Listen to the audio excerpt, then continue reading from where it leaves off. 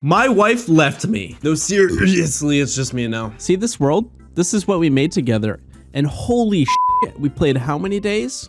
And since we aren't playing on this world anymore, I want to show you what we made. And yes, you saw the length of the video. Get yourself nice and comfy. Go get yourself a snack, get something good to eat, some popcorn or whatever. If you saw the tour from 2019, a lot has changed since then. If you haven't seen it, that's fine too. You don't need to go back and watch it first. Cool, you got everything you needed? All right, let's check out the world. I just got to clean up the popcorn mess real quick. How are you guys supposed to use this thing?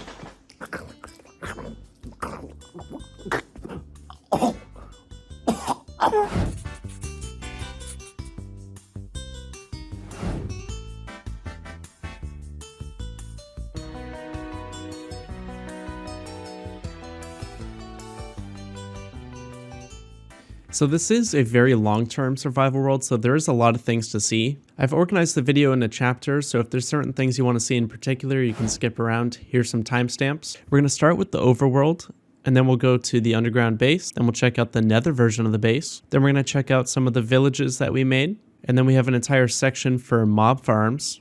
Then we have animal-related builds such as the zoo, aquarium, sanctuaries, etc. And then we're going to go into some other builds and unfinished projects in the world.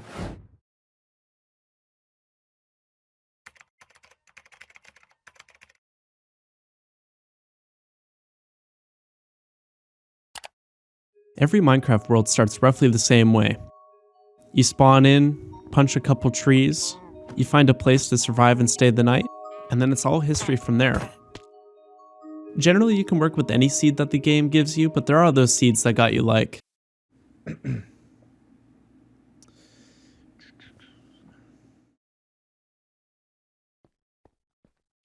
f*** is this? What's special about this seed is it immediately felt like the seed. I looked around and felt inspired by the terrain around me. Sometimes you need to reset a seed once or twice to get the seed that you like, but this one was first try. It was one of those seeds where you spawn in and feel immediately inspired by the terrain around you. Over here I got the idea to build a waterfall and put a secret entrance inside. Or this little hill over here. I thought I could terraform it and then put a house on top of it. This village is ugly. I'm going to burn it down, kill the civilians, and then rebuild it in my own image. Just kidding, I wouldn't do that. As we kept playing in the world longer and longer, we kept getting more ideas for inspiration. We saw these two sand mounds in the desert and thought, what if we put our player statues on top of them? Past this river over here, we thought, what if we made a zoo and put every Minecraft animal in it? Or right up here would be a cool place for a barn. So we start expanding our world more and more, and we run into a problem pretty quickly. There's so much fucking sand, literally everywhere. There is sand all over this world. There's this little bit of forest, and then you go around and there is sand everywhere else. So we took it upon ourselves, fill this whole thing in with grass, and wow, this took hours just placing grass, replacing the sand, just so that we could have more grassland, because we settled down here, and then we realized how much of a problem it was going to be long term. 3 out of 4 of the sides of our base and house and everything were surrounded by literal desert. Jokes aside, I really like the look and feel of this part of the world. The way the landscape is broken up by these hills and forests, and then flatlands and other spots for a more open feel. And then there's this weird mountain with snow right next to a desert. Wait, where are my snow biomes? What is this, 10,000 blocks away? Okay, what else is cool about the seed? There's this double mob spawner right by where the base is. I bet we could use that for some sort of cool zombie or drown farm maybe. All right, well there's this really cool shattered savanna. We could probably put a second base in here. The 1.18 update made this really cool cave right under the base. We could build an underground village here. Oh, hell no, man. Damn it, I swear we actually did things in this world. All right, let's actually check stuff out.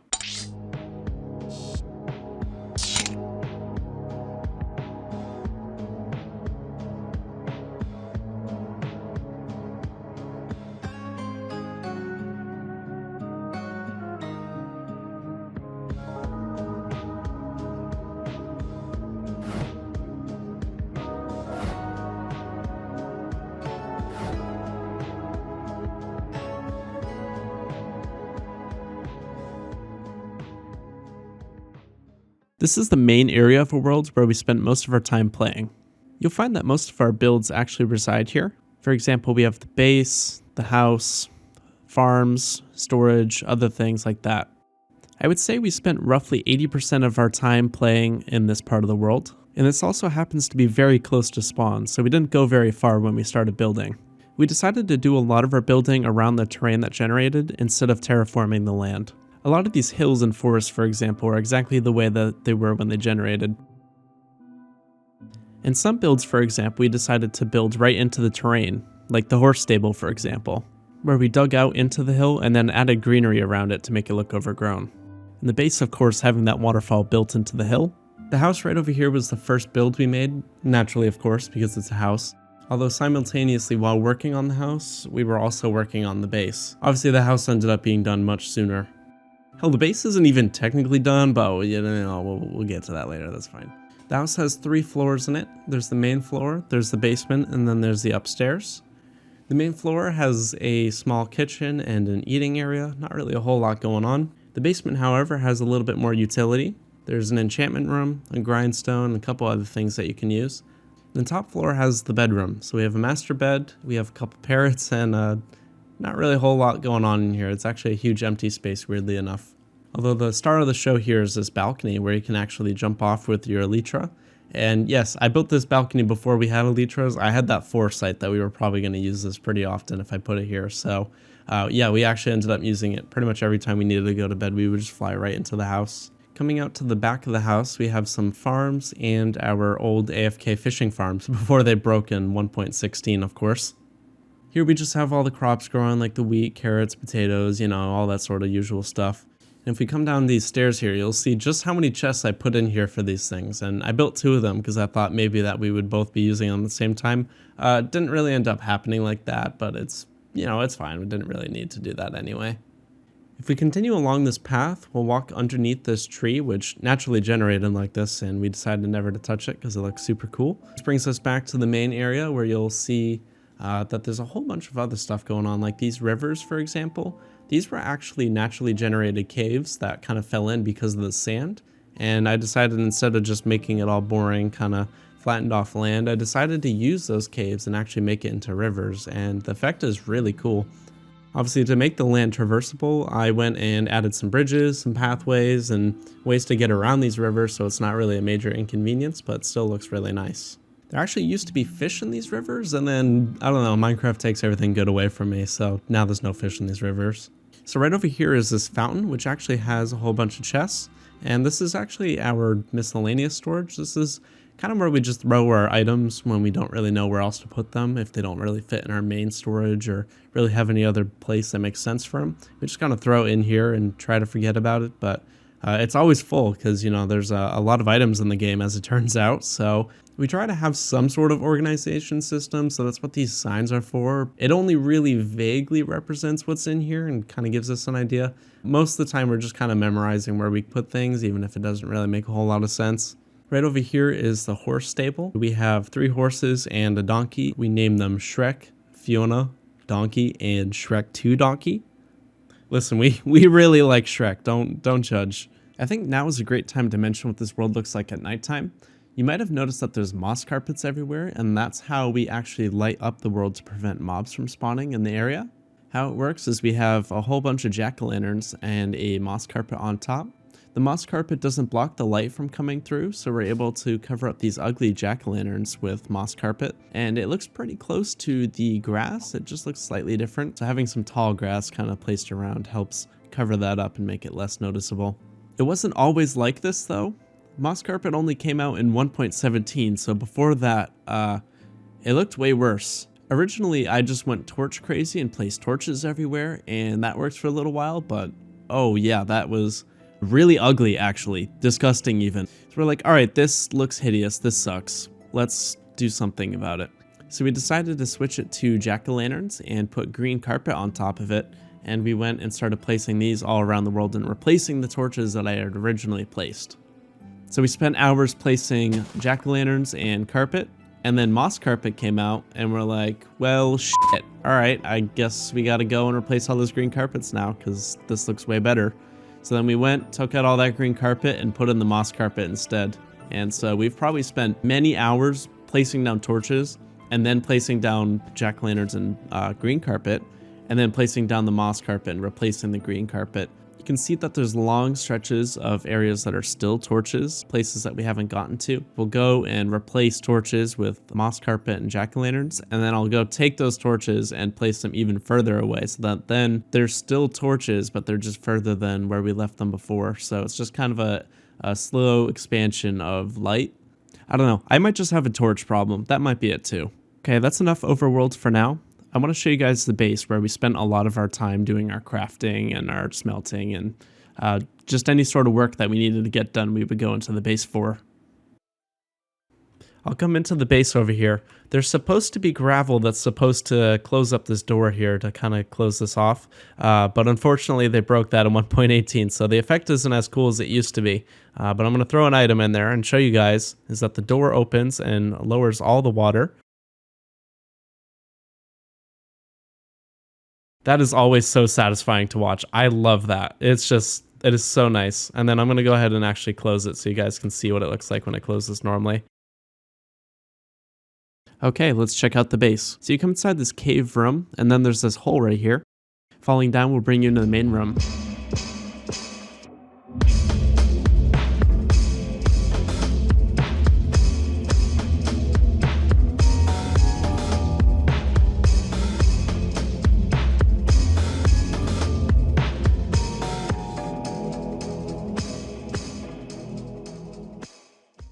I come down here into the base, and this place is just crazy looking. Like, there's been so much decorating that went into this room. This room used to look terrible back in the old video. Show you that for you guys again. But basically that will activate the whole closing circuit. And yes, I know the ceiling's ugly. I will get around to fixing that, I promise. What we ended up deciding to do was actually upgrading like the ceiling and making everything look a lot more natural instead of more man-made, try to make it look a little bit more overgrown. So there's actually a giant flower right up here, which is in the middle. It's also trying to cover up some of that redstone. You can kind of see there's a couple blocks that seem a little out of place just because there's redstone for the door. I had to fit this in pretty tightly here. Yes, this room looks awesome. I love what I did with like the blue and the red and all the colors that kind of go into this room. It looks so nice to walk through. I'm going to make my way into the storage room, and you'll notice is that everything's red, white, and blue because this was supposed to be for the 4th of July celebration.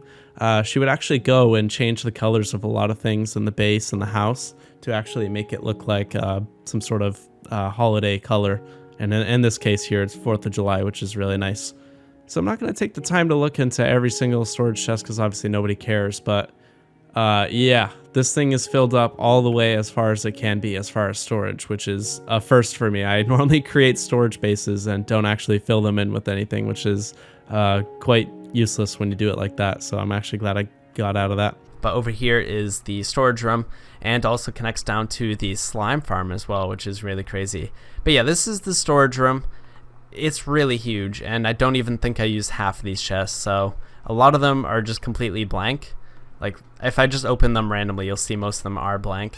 And it's just because my organization system is really terrible for this. In the 2019 tour, there were actually only 3 sections of chests on either side. But obviously, there's so many blocks that are in this game, especially that have been added over the last few updates. So we had to expand the storage by another 2 sections on each side, which was entirely necessary in order to fit everything that we wanted to fit in here. And yes, of course the storage is fully automatic because why not? Everything in here has its own sorting and filtering system, which I'm a huge fan of.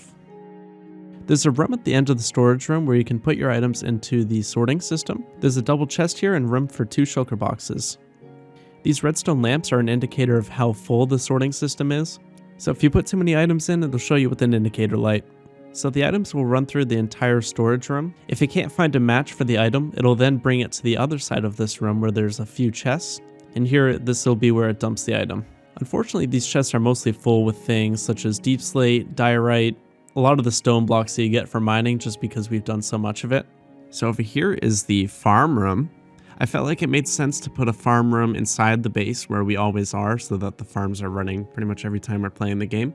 So the farms we have are bamboo, melon, pumpkin, sugarcane, cactus, kelp, and I guess, kind of vines. It's not really a fully automatic farm at all. You just chop away with your shears and that's about it. These don't look really fantastic compared to everything else. These probably could have been better, but we never really came up with anything that seemed to fit in here quite perfectly. I mean, we had a couple ideas, but never really settled on anything. And that's all the farms we have in here. This room is totally incomplete, as you can see. There's absolutely just shit everywhere. The ceiling's not done, like there's no walls or anything. It's like was a start to something, and then it just over the course of a few years, it just really stayed the way that it was and really didn't change much since then. That's okay. It's not like we went in there all the time or anything, but it is kind of an eyesore compared to the other rooms of the base. It's cool because all the loot from the farms goes underground through some hoppers and then goes through automated storage to then resort all the items into these chests here. So then we're able to grab things all in one central place instead of having to go to each individual farm to grab some loot. So this room's pretty cool. I wish more of it was done. I wish there were more farms and I wish the room looked a little bit better, but I do like at least what we have in here so far, but it would have been nice to maybe have like a tree farm or a grass farm, maybe a cobblestone generator or something, just to come in here and actually use it, because every now and then you might need a resource like that. Moving on from the farm room, we have the crafting room. This is where we kept a lot of the common workstation blocks, such as crafting tables, furnaces, anvils, stonecutter, etc. The furnaces aren't automated or anything, but there are hoppers behind them which automatically fills them up with more coal. So when we did a lot of smelting, we didn't have to worry about running out of coal. Otherwise, there's not a whole lot going on with this room. It kind of acts as another hub room to get to 3 other rooms in the base. I'm going to make my way into the bedroom, which has this giant floor map right in the middle, and you'll notice is that this room is a really weird shape, and because of that, it actually made it really hard to fill in the wall space. So we have armor stands on the walls, and there's a grandfather clock on one of the sides as well. What I do love is that there's an aquarium in the back with actual fish inside of it, and what you can also do is press the button over here, and that'll actually feed them some seeds, which they can eat. Well, pretend to eat at least. And then there's also a conveniently placed chest here, which funnels the items back over to the automated storage room. It got really annoying flying back and forth if we wanted to put items away if we were in the crafting room, and going across the base didn't really make sense. So I decided to build this, made it very easy to put items away without having to go all the way back to the storage room again.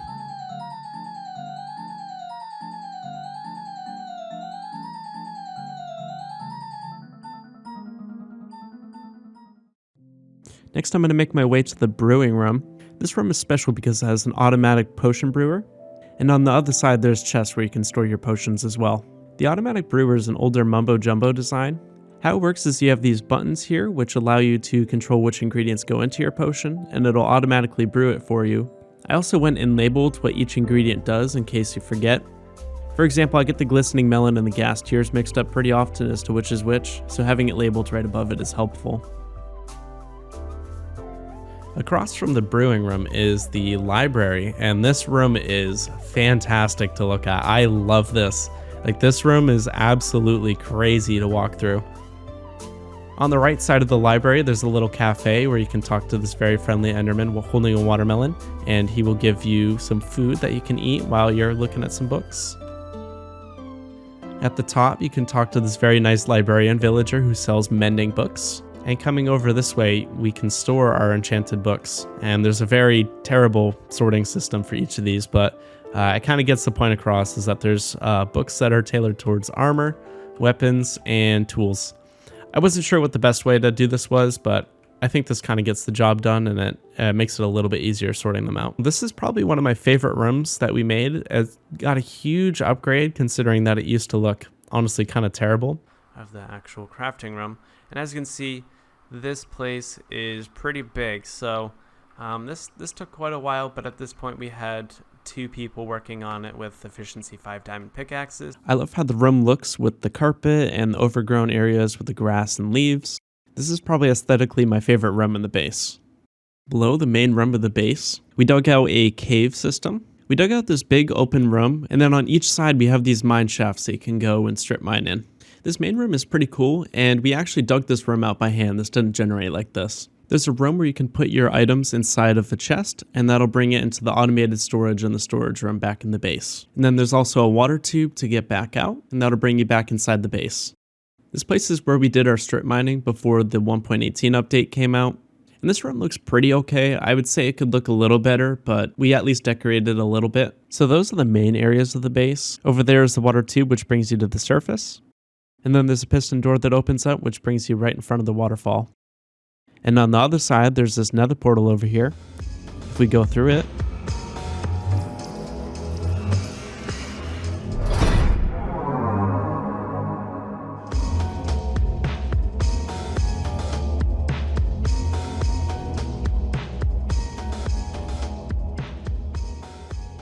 so I can walk through here, and it's a one-to-one replica of the base.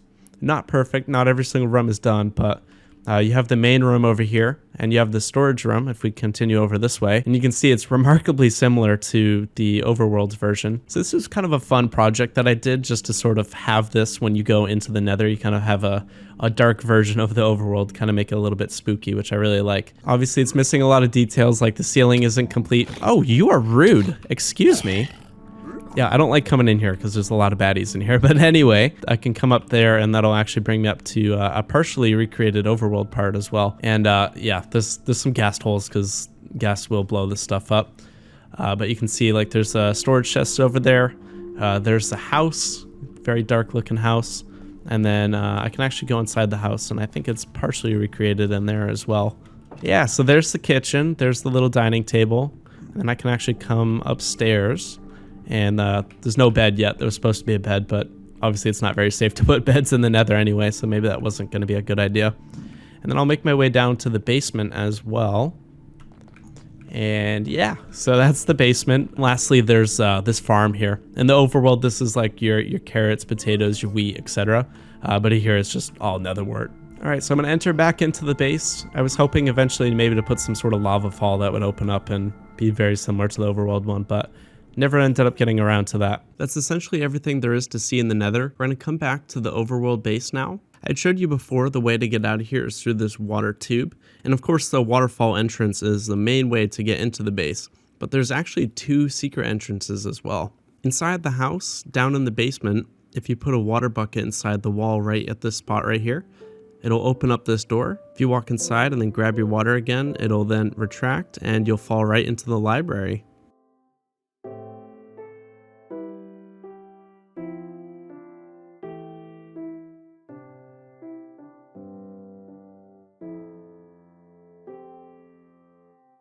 The other secret entrance is back behind the hill of the base waterfall.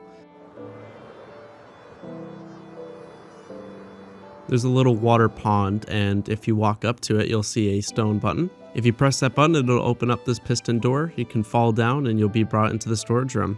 So these 2 secret entrances were really nice additions because it made it a little bit easier to get to different parts of the base instead of always going to the central area. But the problem is that I never ended up making any other exits. So you always had to exit through the same water tube to get back out of the base. There was no other way to get out, which was kind of unfortunate. This is going to be the part of the video where I start to show things off in a weird order. So we're going to be jumping around parts of the world to show you things. We're going to go ahead and check out this village we made down over this way. And you'll see that there's a lot going on. There's a main market area, and then there's these colorful houses back behind them. This village was built to replace the original village that spawned here before. We didn't really like it. It looked pretty ugly, and we decided to tear it down and put up something new. So we brainstormed on some ideas, but we ended up coming up with this Venice-inspired village idea. We wanted some colorful houses and nice pathways. I think it turned out pretty nice. And then we have this giant villager head above it so that we can see it from far away. Every building has 3 stories and multiple beds as well as job site blocks. So every villager in this area will have some sort of job we can trade with. But we did most of our trading in the main market. The market has these really cool looking stalls, which we recently upgraded because before they were kind of ugly. In this area, we have at least one of each villager. Some we have duplicates just because we had some extra space for them. So I like how this village turned out. I think it looks pretty nice, but it has actually caused us some problems. This wide open area over here with the fountain and everything between all the houses. Yeah, for some reason that likes to generate hundreds of iron golems if we have it open a certain way. I'm not sure why. My theory is whatever this gate is that's stopping the villagers from going to the market area and the market area back over to the Venice area of the village seems to be helping with that. But when we tore that down, for some reason, golems were spawning like every couple minutes. There would just be so many. It it was really bad, and we tried to kill them with lava, but they would just keep coming back, and it was a nightmare. Other than that, this village is great, and it's right close to all of our stuff at home, so we can easily do some villager trading if we needed to.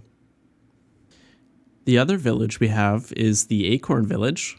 This is a village we built over in a savanna biome, where there was originally a savanna village. And savanna villages can be really ugly, so we decided to completely overhaul it. We decided to change the villager houses into these acorns with different colors. And then we have different pathways leading to each of the houses. I like this one acorn that has this really dramatic bridge leading up to it. So we were in the process of breeding the villagers, so I wouldn't say this village was done, but we felt like we were finished with at least the main part of the build. We were just trying to get more villagers in here, but we just kind of got lazy with doing that. This village looks really cool though. I like what I did with the waterfalls, for example. We also wanted to turn the Savannah Plateau thing into some sort of base, but never ended up doing that. We placed torches under it just to keep the villagers safe, and then never really thought of any base ideas here, so it just was left the way it was. Alright, we're going to check out some of the mob farms that we made. If you're one of those dudes that has like a PhD in technical Minecraft, this is probably the part of the video you've been waiting for.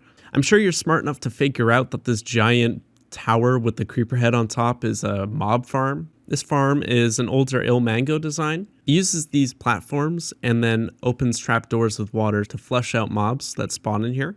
It drops all the mobs down and funnels them into a way to kill them. I used magma blocks, which is super stupid. Don't do that. That's dumb. I don't want to talk about it, okay? And this farm looks really cool. I actually love how it turned out, especially with the creeper head on top. It looks fantastic. I put glass around it to cover it and make sure that you're safe from the mobs.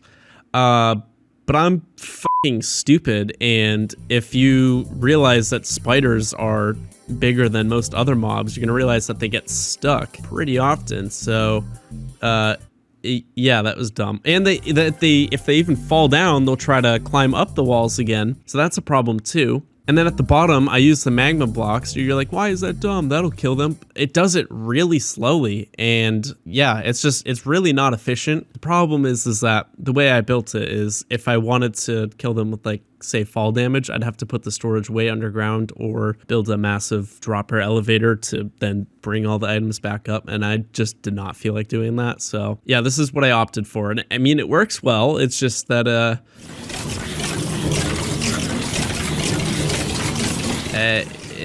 yeah. I went through and made sure to automate the storage, but this farm produces so much loot that it can't keep up. It's really a problem. I've had to turn off this farm just because I can't just keep storing this loot anywhere. It's just too much, especially since it's right next to the house. It's basically always loaded in and spawning stuff. So it's just an amazing farm. It's just too good. Like, it's way too good of a farm. Okay, that's by far the coolest farm, but there's a bunch of other ones that we made as well. Over in the desert, we have the skeleton farm inside this acacia and prismarine house thing that I made, and it's not even furnished on the inside, but if you ignore all that, which you totally should, you can see there's a skeleton spawner, spawn skeletons, brings them up, drop them. Pretty standard stuff. If you've ever made any mob farm before, it's probably some variation of this thing. This one right here was the first mob farm that we had. This is how we got our main XP very early on in the game. It was really nice that the mob farm happened to be right on the surface, so it made it really easy to set this up quickly. If we make our way over here, you remember this super cool tree we walked by? Yeah, of course you do. Yeah, you do. Yeah, anyway, there's a spider farm. If you open up this door here, you'll be brought inside here. And since it's so far underground, you have to drop down a chute down to the bottom of, well, the original world before it was expanded. So there's a spider farm in here, which is also pretty simple. I came up with this design myself, and it works. It's not great, but it was convenient because it was the second farm that we made for getting XP. So you have to kill the spiders manually, but it was nice since there were two of us. Sometimes we needed XP at the same time. So we opted to have a second farm, which was this spider farm. We have this slime farm that we made over here, and it's really nothing crazy. It's a little building with the slime on top of it. And then if you fall way underground, you'll see that there's just this big empty room, and there's an iron golem in the middle. We didn't really use slime blocks a whole lot anyway, so we didn't really need anything more complicated than this. The slimes try to attack the iron golem in the middle, and then they run into the cactus and die. And unfortunately, it was just outside the range of our base, so it wasn't actually running most of the time when we were playing. Yeah, the slime farm is really nothing fancy. This is one of the earliest farms we built in the world, and once we made it, we forgot it existed most of the time. Alright, the iron farm, and this farm is really good for how simple it is. This farm I built from a Waddles tutorial, pretty standard iron farm. I think it produces like 1 or 2 iron golems per minute, so it's not bad. I didn't use a whole lot of iron until I did. It's too much iron anyway, even if it's this slow. Like, I know there's crazy iron farms, but this is just enough for what we needed. And I put most of the iron back into hoppers, and yeah, we'll get into that stuff later. Moving away from this main area, we have a witch farm, which we pretty much never used after we built it. I don't remember what witch farm tutorial this is, but I'm pretty sure if you just look up witch farm, you'll find it pretty easily. We're gonna make our way over to the jungle biome, which we'll be back to check out this place in a little bit. There's a guardian farm with a giant guardian statue above it, which looks so cool. This farm was amazing because this is how we got all of our sea lanterns. I didn't really need AFK here very much, but it was nice to do that every once in a while just to make sure we had enough lighting sources.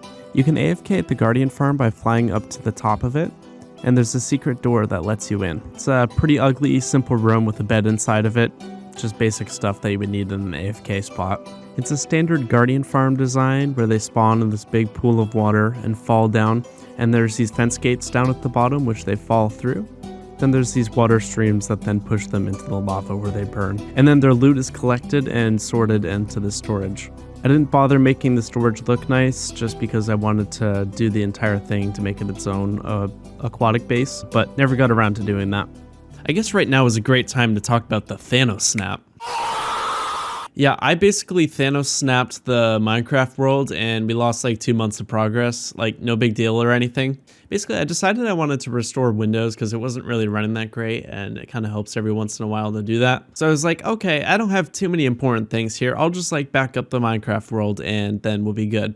And there were 2 copies of the Minecraft world in the saves folder. And so I was like, okay, it's gotta be this one. In fact, I'm so confident it's this one, I will only back up this one, and I don't need this other older one. So I reset the PC, whatever, download the world file, and you can imagine my oh shit when it asked me if I wanted to load in 1.14.2. Yeah, so I backed up the wrong one and lost the other one. So I actually would have lost about 6 months of progress, but I got super lucky. The only reason I only lost 2 months of progress was because I was talking to Oprize LP, who was at the time working on his Minecraft converter, and I decided to send him my world file so he could test some of the conversions. And so, because I had that world uploaded in a DM, I was actually able to download that version of the world, and so we played from that version instead going forward. The reason I mention this story now is because this happened to wipe out the progress of the Guardian farm. So guess who had to go and do this thing twice?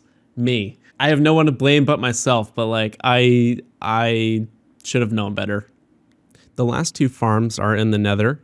We have this very overpowered gold farm. Like, this thing is stupid how good it is. This thing produces so much gold and you get so much experience from it, you can't even collect it all. It just gets stuck. And it's stupid how loud it is too. Once we built this farm, this was our main source of experience. We basically never went to the skeleton and spider farm for XP again after that. It was just, it could not even come close. Like, they do not compete with this. The farm works by using the entity cramming mechanic. By having a whole bunch of minecarts placed in one small area and then funneling the pigmen into there, they will take suffocation damage and die within about a second. The pigmen spawn on these magma rings, and then they try to attack me because they are super not happy with me. And when they approach me, they all just fall into the minecarts and die. If we travel a little bit further in the Nether, you'll see our wither skeleton farm. This is how I have so many beacons in the world. You might have noticed that there's a lot of beacons everywhere in this main area. Yeah, it's mostly because this farm is really good as well. I mean, I spend hours just standing here killing skeletons as they spawn in. This farm's really good as well for doing that. The wither skeletons spawn on a platform made inside of a nether fortress. Then by placing an iron golem at a specific height, I can trick just the wither skeletons to going into the nether portal. And the other nether mobs just stay there and don't do anything, eventually despawning. The skeletons are then brought into the overworld and funneled into my AFK spot, and then I just stand there and kill them. Okay, I know I said that was the last mob farm, but I have this wolf farm over here I want to show you guys. I wanted to include this farm in this part of the video anyway, because I feel like it makes the most sense. If you think it doesn't count here, suck it, this is my video, I can do what I want. This wolf farm is massive. There are 16 different sections for each of the colors of wool, and then there's maybe about 1 or 2 dozen sheep in each of these. So yeah, you can imagine the frame rate here is not very great. If you just go to one of the sections and bring your shears, you'll get wool so quickly. And what's great is there's grass underneath this carpet, so they grow their wool back basically instantly. So you can just kind of walk around in circles and you're guaranteed to find a sheep that has their wool back already. I'm talking like you can get stacks of wool in just a few minutes. It's that good. You're able to grab wool manually for each of the 16 colors. But underground, we also have automated wool farming. You'll see that there's 16 chambers, each with 4 sheep, meaning 64 sheep that are in this, making us fully automatic wool. Which, I mean, 4 sheep isn't a whole lot per color, but when you let this thing run for hours, you're gonna have so many extra stacks of wool that you didn't before just by doing nothing. I came up with this part of the farm myself. I basically had to stuff minecart with hoppers underneath all these grass blocks to properly collect all the wool. And then it all goes through these hoppers underground and leads to one centralized storage. So yeah, it was a lot of fun trying to then put all those minecarts with hoppers, and you got to do this thing where you got to push the pistons into them, and then you got to get the sheep in there. It was a little bit of a pain in the butt, but I think it was well worth it. So all that wool filters into this automated storage, and you'll notice is that there's actually storage for a lot more than just wool. So we have the wool, we have carpets, we have concrete, powdered concrete, glass panes, the terracotta, and the glazed terracotta as well. I wanted to have this area not just be the wool farm, but also be where we stored all our colored blocks. It made it so much easier to find what we were looking for. We didn't have to just throw it in the miscellaneous chest. We could just have an organized place to throw all of them. Most people have a hard time finding their colored blocks as they have to go and find where they threw them in their random chests. I found like this was a great solution to that problem for me. And all of that storage is fully automatic, so you can see all these hoppers that run all the way around in this sort of ring formation. Yeah, that took a lot of iron to do that, but I think it was worth it. And it looks so cool.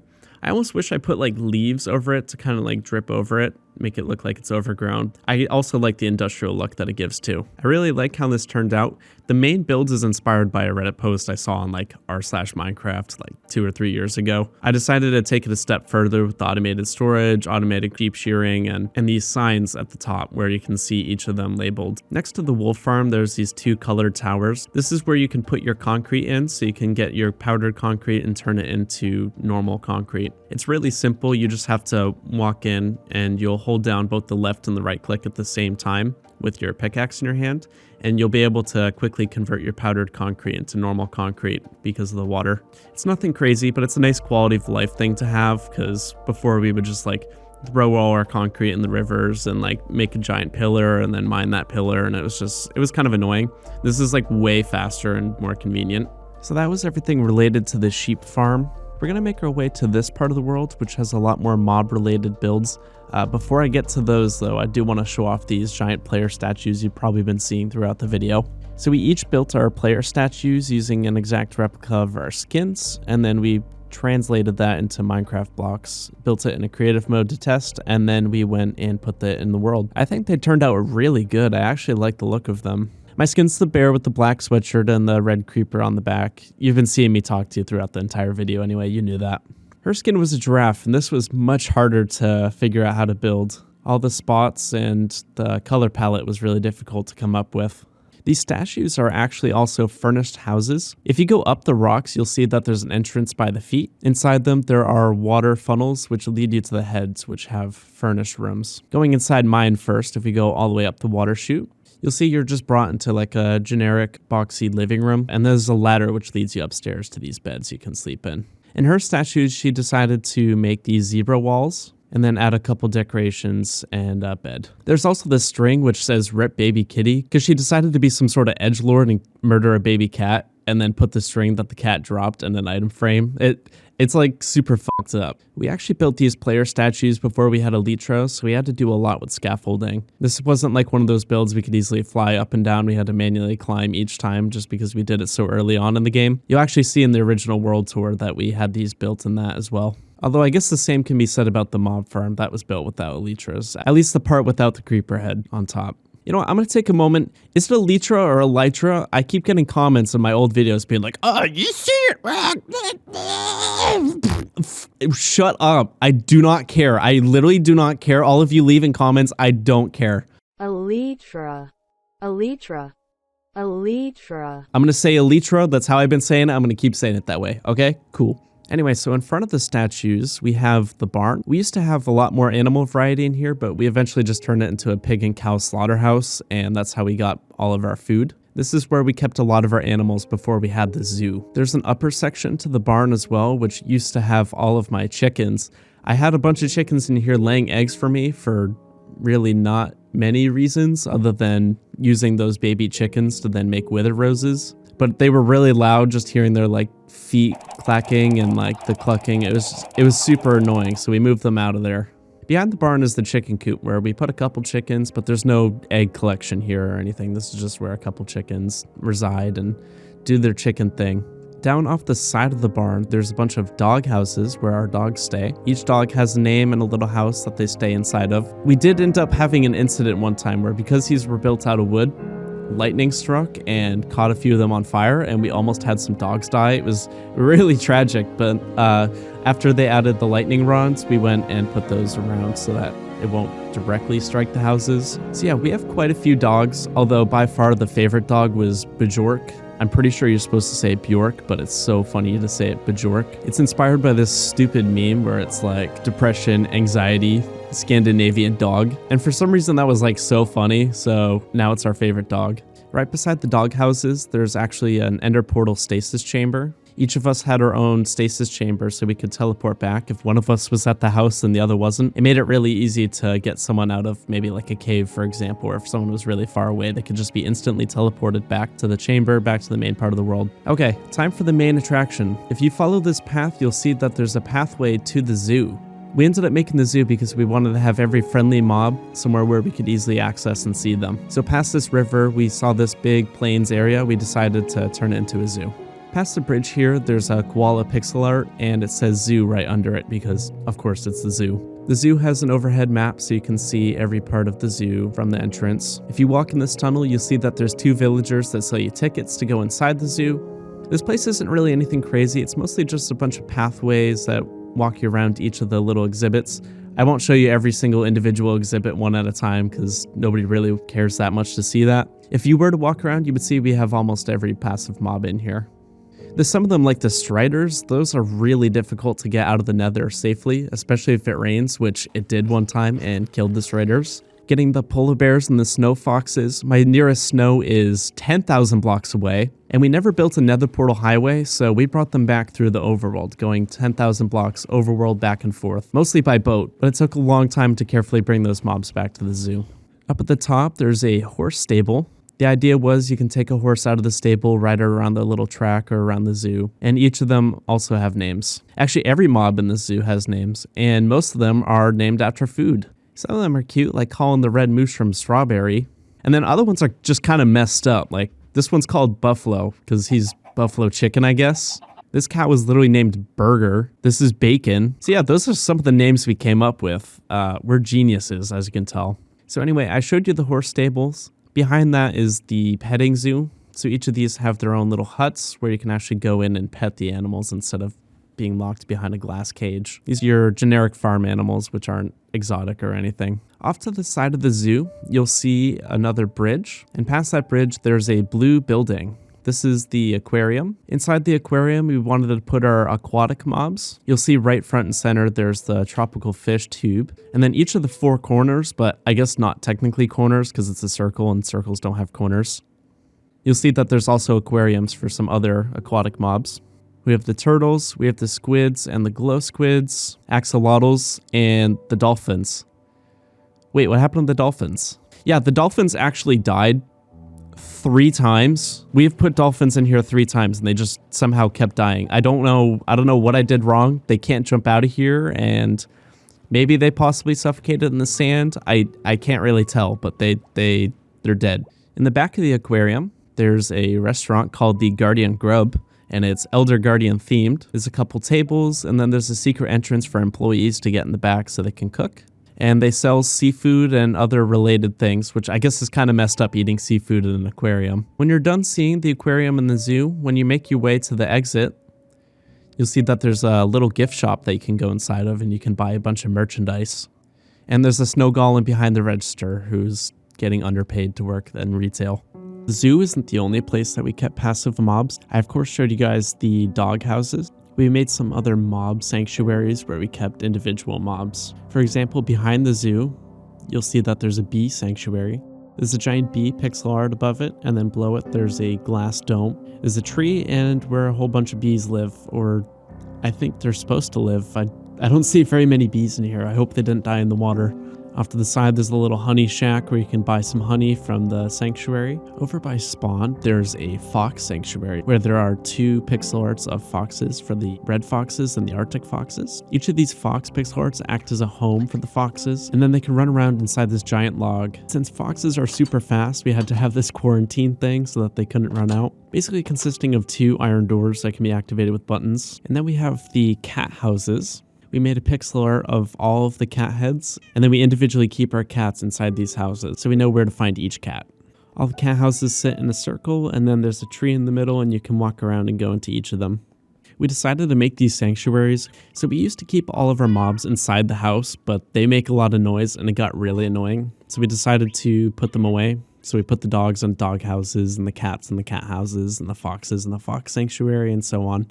Alright, this is the part of the video where I'm going to go all over parts of the world. I want to show off miscellaneous builds, which I don't think really fit into any sort of category, but they're still worth showing off in some sort of way. You've probably seen me fly by the up house several times in the video. We recreated the up house, and the inside's not really furnished. And then instead of building the house by itself, which looks ugly from underneath, we decided to build this grass platform underneath it, so it looks like a little sky island being held up by a balloon. Next we have an egg house, which was inspired by some sort of thing we found online, and we decided to make it into our own thing. Inside this house is furnished, has a TV, living room, upstairs is the bedroom. And then there's a secret entrance which allows you to go underground. And this is where I moved my chickens to, but then I put the chickens too close to the actual egg house. It wasn't far enough underground, so you can hear all those chickens too. So then we killed all those chickens and now they don't stay there, but we have all these eggs stored in the egg house, which is at least handy. Near the egg house, we also have this bottle of enchanting, which, you guessed it, stores bottle of enchanting.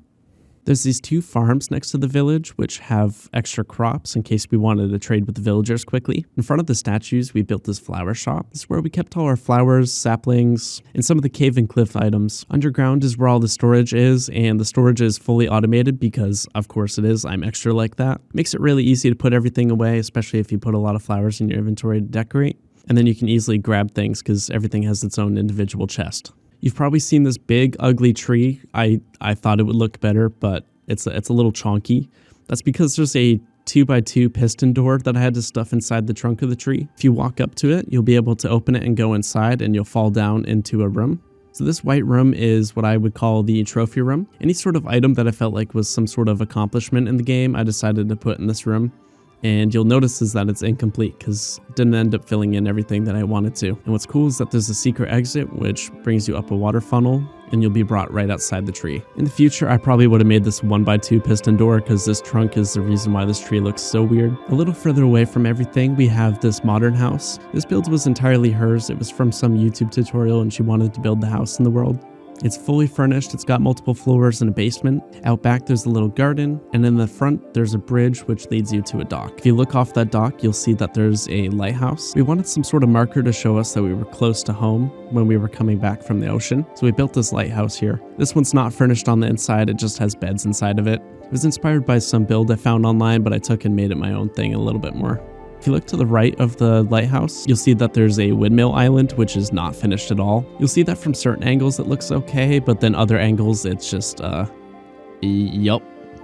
The idea was cute. We wanted to have a windmill and a little peaceful island where you could go. I didn't really know where I was going with this build, so I lost inspiration to keep working on it, and now it's left like this. Over in the jungle, there's this jungle house next to the Guardian farm. I mentioned it to you earlier. We started furnishing this house, but didn't really quite finish it. Behind it, there's a little gazebo as well. And lastly, in our desert, we have a couple random builds that don't really mean anything or have any real purpose. Okay, now I want to show you guys an unfinished project that we were going to make. I have to fly pretty far over in the world, so I'll see you guys there. Here we are. So we were going to make a mini game land, and the first thing that I wanted to make in there was a giant boat race. You can see that there's a ice track here, which leads to this waterfall. I'll go ahead and show you guys the boat race. I gotta get a boat first. Right, so this track is obviously not finished since, well, there's nothing back here. But I'll show you guys at least what I made so far. The idea was I wanted to have this waterfall, which would bring you up to the top, and then the boat race would slowly bring you down, basically an entire mountain. So you come inside this cave, and then you're brought back onto the ice where the track actually begins. So you have some pumpkins you gotta navigate around, and you can already see I'm getting to the end of what I built, which wasn't very much. Yeah, so it was gonna go inside this like cave system and then wrap around.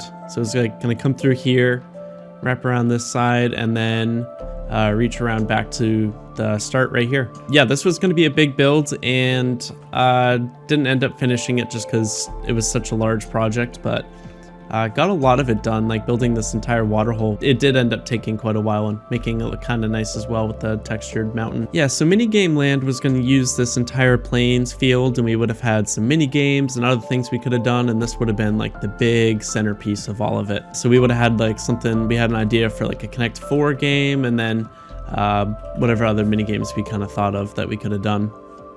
Well, that's everything there is to see in the survival world. I do want to show you guys some projects that we wanted to make that we started in our creative world. This is our creative testing world, and you'll see that there's a lot of things here that ended up making it into the actual survival world. We use this world a lot to plan out things such as, like, for example, the storage, or coming up with ideas for builds. For example, this place here is supposed to be a fireworks shop. The idea was to have a place where you could go in and make your own custom fireworks. You would fall into this room here, and then you would have all of these options for making fireworks, colors, different materials that you can put in the fireworks. One of the coolest things I wanted to do was have another secret water exit that would bring you up to the surface, but I think I messed up the redstone at some point. We had come up with concepts to make different houses out of foods. For example, like this pumpkin. We came up with a carrot house, and then the acorn house, which you saw in the acorn village. One of the things we tried to figure out was a nether hub, and we really struggled with this one because we both had very different ideas of what we wanted to do with it. So she had these ideas here where she wanted to make this sort of natural looking blue area. And for some reason over here, I decided I wanted to make a more gray and a completely different environment. I was thinking it would have been cool to have these warped trees in different parts of the nether hub as well. And then this is a much smaller scale idea of what I had in mind. In the middle is this giant nether portal on each of these 4 sides, and then you have these walkways which would then lead to the nether tunnels. We both really liked the look of this for the nether tunnel, and this would just repeat as long as it needed to. And you would basically put your boat down and go on the blue ice across. I don't know, I love the look of this room. I really wish we ended up building this though. In the minigame land, we wanted to have a working Connect 4 game. And this is a design I came up with, which was easy to keep playing multiple games. Basically, the players on each side press the buttons above them, and it drops their color. And then when you're done playing the game, there would be some sort of activation, and then a hopper minecart would bring all the items back up so that then you can put them up top here so you can play again. We have some of the farms that we ended up making, such as the cactus farm. Over here is the kelp farm. But these ones, I wanted to make some seed farms and some of the nether block farms. Basically just activates it a lot, and that's really loud. I'm going to turn that off. I wanted to end up making these, for example, inside the farm room in the base. Over here you can see the early design process for the aquarium. Originally it was going to be a little bit bigger in scale. This would have been way too big and would have taken way longer, but then ended up scaling it down to about this size, which ended up being perfect. But in the aquarium, we had a couple ideas for the restaurant. So there was an idea for maybe a pirate ship, and then eventually we got to the idea of doing an Elder Guardian themed one. Eventually we got to the idea of doing an Ocean Monument themed restaurant. These are some of the designs that we came up with. Eventually we settled on this one, and this is what ended up making it into the world here, which I think is probably the best iteration.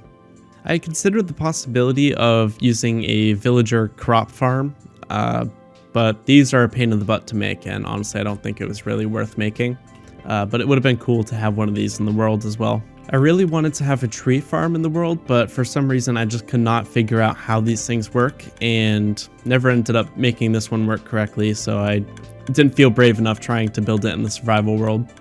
But this would have been super handy to have. This is the tree that I wanted to make for the trophy room. This is the idea I had in mind, and then how it actually ended up turning out in the survival world was very different. But this obviously looks a lot better. I had a lot more flexibility since I can fly around, which you can't do as easily with the Elytra and survival. Yeah, that's pretty much everything there is to see in the creative world. This is actually the second creative world that we made. The first one got deleted in the Thanos snap, which again, don't want to talk about that. We had a lot of our original builds in that and helped us do a lot of the early planning in the survival world. Well, that's everything there is to see. Hope you guys enjoyed the world tour. There's a world download down in the description if you want to check it out for yourself. Well, anyway, thanks for watching.